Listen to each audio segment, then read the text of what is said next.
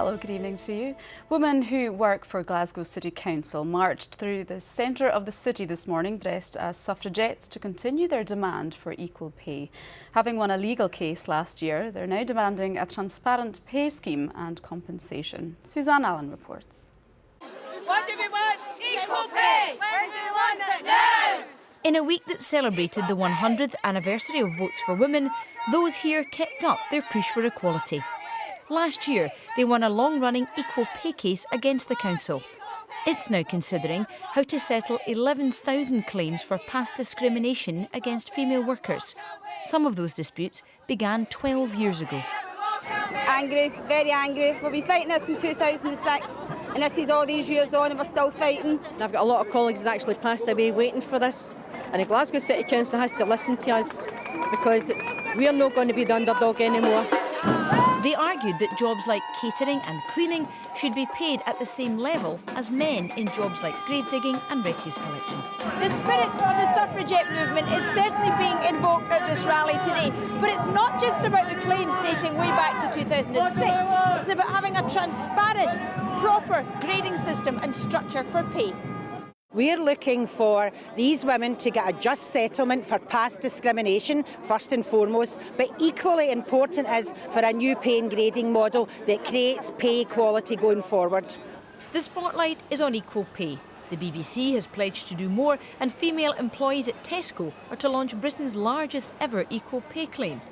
Glasgow City Council say they're working on it. Those negotiations are going to take a few months. We're not going to be able to come to a resolution right away. After 12 years, you wouldn't expect us to be able to solve it overnight. In fact, it could take up to a year before it's settled. Suzanne Allen, reporting Scotland, Glasgow.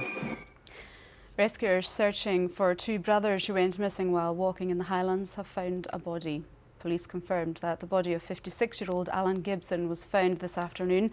Mountain rescue teams and the Coast Guard helicopter from Inverness are continuing to search for his 63-year-old brother Neil.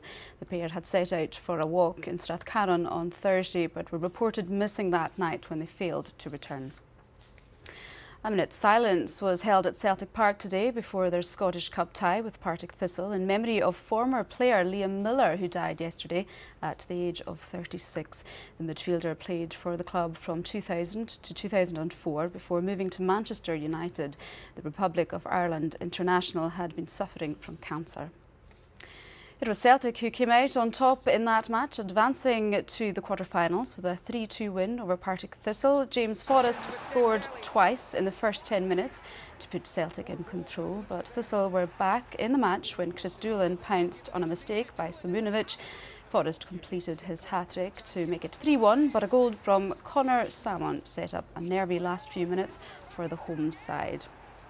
Elsewhere in the Cup, there were no shocks. Highland League sides Cove Rangers and Brora Rangers were out, beaten by Falkirk and Kilmarnock. There were also wins for Motherwell, Hearts and Morton. Short track speed skater Elise Christie is through to Tuesday's 500-metre quarter-finals at the Winter Olympics. The 27-year-old from Livingston broke the Olympic record as she won her first heat, but the record was broken again just 15 minutes later. Catherine Thompson from Kilmarnock is out of the 500 metres after a fall in her heat. Let's get the weather forecast now from Coulsar.